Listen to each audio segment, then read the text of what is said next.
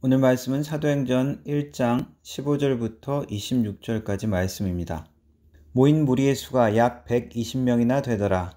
그때 베드로가 그 형제들 가운데 일어서서 이르되, 형제들아, 성령이 다윗의 입을 통하여 예수 잡는 자들의 길잡이가 된 유다를 가리켜 미리 말씀하신 성경이 응하였으니 마땅하도다. 이 사람은 본래 우리 수 가운데 참여하여 이 직무의 한 부분을 맡았던 자라. 이 사람이 불의의 삭스로 밭을 사고 후에 몸이 곤두박질하여 배가 터져 창자가 다 흘러나온지라. 이 일이 예루살렘에 사는 모든 사람에게 알리어져 그들의 말로는 그 밭을 아겔다마라 하니 이는 피밭이라는 뜻이라. 시편에 기록하였으되 그의 거처를 황폐하게 하시며 거기 거하는 자가 없게 하소서 하였고, 또 일렀으되 그의 직분을 타인이 취하게 하소서 하였도다. 이러므로 요한의 세례로부터 우리 가운데서 올리워져 가신 날까지 주 예수께서 우리 가운데 출입하실 때에 항상 우리와 함께 다니던 사람 중에 하나를 세워 우리와 더불어 예수께서 부활하심을 증언할 사람이 되게 하여야 하리라 하거늘. 그들이 두 사람을 내세우니 하나는 바사바라고도 하고 별명은 유스도라고 하는 요셉이요, 하나는 마띠아라.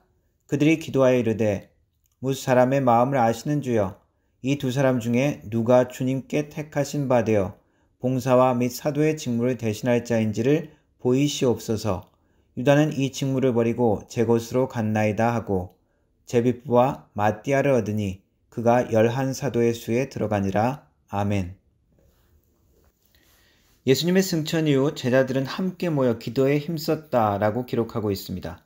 그리고 오순절 성령 강림의 사건이 일어나기 전에 있었던 이야기가 오늘 읽은 마띠아를 뽑는 이야기입니다. 약 10일간 제자들은 예수님의 약속을 믿고 성령의 임하심을 기도하면서 기도에 힘쓰고 있었습니다. 제자들이 성령을 기다리며 기도하는 것과 그리고 성령이 임한 사건 사이에 기록되어 있는 것이 바로 이 마띠아를 뽑는 이야기입니다. 내용을 보면 베드로가 갑자기 기도하다 말고 일어나서 가룟 유다 대신에 새로 한 사람을 더 뽑읍시다 라고 이야기하는 것 같습니다. 그런데 과연 구태여 한 명을 더 뽑을 필요가 있었을까?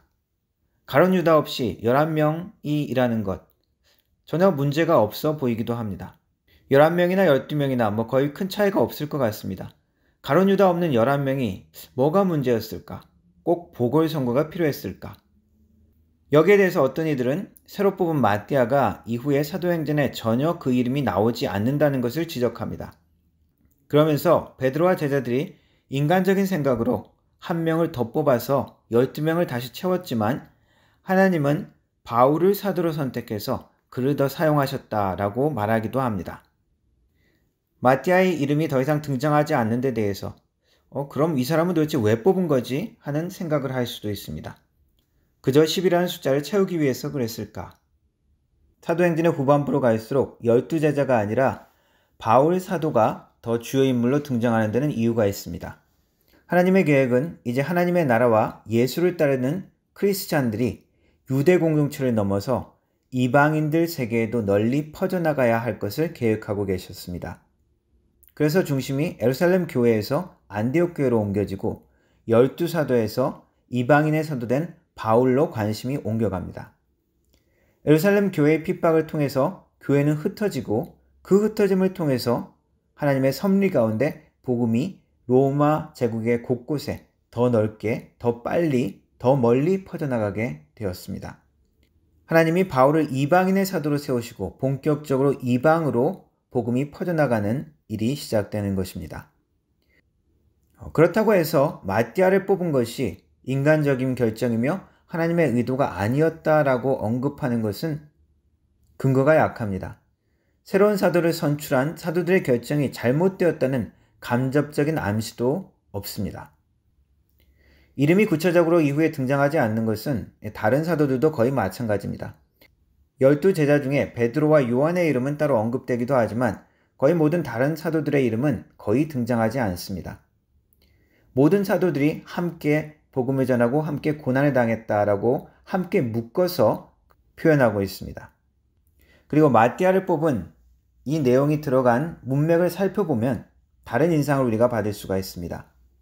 마띠아가 11사도의 수에 들어가니라 라고 기록한 이후에 바로 등장하는 것이 오순절날의 이름에 그들에게 성령이 임했다는 기록입니다. 마치 그제서야 모든 것이 다 준비되어진 것처럼 성령이 임하심을 기록합니다. 베드로는 한 명이라도 더 사도로 세우면 효과적이고 편하게 일할 것이라는 인간적인 생각보다 구약의 예수님에 대한 예언의 말씀에 대한 적용과 순종으로서 그렇게 해야 한다고 느낀 것 같습니다. 베드로가 말한 다윗의 입을 통해서 유다에 대해서 미리 예언된 말씀은 어떤 성경을 말할까요? 시편 말씀을 의미합니다. 시편에 기록된 메시아에 대한 예언과 함께 언급되는 그 배신했던 자의 운명에 대한 내용입니다. 그 내용을 적용하고 순종하려는 의지인 것입니다. 18절부터 19절에는 가룟 유다의 죽음에 대해서 한편으로는 쓸데없이 혐오스럽게 자세히 설명하고 있습니다. 이것은 제자들이 가룟 유다의 죽음과 소식에 대해서 소문을 들었던 내용이고 또한 예수님을 거부하고 배신한 가룟 유다의 비참한 운명을 상징하고 있습니다. 그리고 베드로는 시편 말씀의 기록을 인용해서 가룟 유다 대신에 다른 사람이 그 직분을 마땅히 감당해야 된다고 확신을 했습니다. 형식 자체가 의미를 만들어내지 못하는 경우가 있습니다. 하지만 충분한 의미가 있는 형식은 보존되고 유지하고 계승할 필요가 있습니다. 성경에 종종 완전수를 의미하는 10이라는 숫자는 이스라엘 12지파의 숫자이기도 하고 예수님의 12제자의 숫자이기도 합니다. 10이라는 숫자의 의미는 하나님의 계획과 섭리를 보여주는 제도와 형식 면에서 보존할 필요와 가치가 있다고 느끼는 것입니다. 예수님께서 지명하신 12제자들은 새로운 이스라엘, 새로운 하나님의 백성을 상징하는 것입니다. 성경에 등장하는 상징적인 숫자는 마술적인 힘이나 영향력이라기보다 하나님께서 의도한 원리를 가르쳐주는 표현이라고 할 수 있습니다. 오늘날 교회의 제도와 조직이 의미를 잃어버리고 하나님의 의도를 놓치는 경우가 있습니다. 이럴 때는 계속적으로 개선해야 하고 또 개혁하고 또 바꾸어야 합니다. 그렇지만 제도나 조직 자체 혹은 직책 자체가 다 필요 없거나 무의미하거나 혹은 악하다고 생각하는 것은 과도한 것입니다. 흔히 전통교회의 부족한 것을 공격하는 이단들은 교회 문제를 지적하면서 이러한 모든 제도가 인간적인 것, 때로는 악한 것이라고 폄하합니다. 그러면서 한편으로 자기들이 만드는 형식이나 조직은 또 계시받은 것이고 또 순수한 것이라고 주장하기도 합니다. 하나님께서 우리에게 허락하신 제도와 시스템, 조직의 의미를 우리는 잘 살펴볼 필요가 있습니다. 구약에 등장하는 많은 율법과 구체적인 제사의 규정 같은 것은 하나님께서 의도하시고 가르쳐주고자 하는 교훈이 담긴 것이었습니다. 오늘날 우리 교회가 형식과 전통에만 얽매여서 하나님의 의도를 잃어버리는 것도 문제이고 또한 모든 형식과 제도가 악한 것이며 잘못된 것이다, 다 버려야 한다 이렇게 주장하는 것도 과한 것입니다. 주님께서 우리에게 허락하신 제도와 조직 가운데 우리는 하나님의 말씀을 통해서 하나님께서 의도하시는 것이 무엇인지 날마다 고민해야 할 것입니다. 그리고 우리가 그 하나님의 말씀의 원리에 순종하며 따르고자 할 때 때로는 불완전해 보이는 것을 통해서라도 하나님은 역사하시고 일하십니다. 어차피 하나님은 불완전한 우리 인간을 사용하시기로 결정하셨기 때문입니다.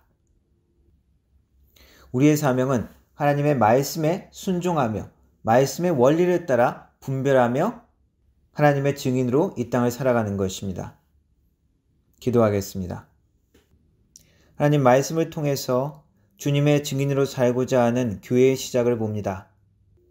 우리가 하나님께 순종하기 위하여 하나님의 말씀을 날마다 살피게 하시고 또한 그 말씀에 순종함으로 주님의 섭리와 계획이 우리 가운데 나타나기를 원합니다. 이 땅 가운데 전달되기를 원합니다. 우리를 사용하여 주옵소서. 예수님의 이름으로 기도합니다. 아멘.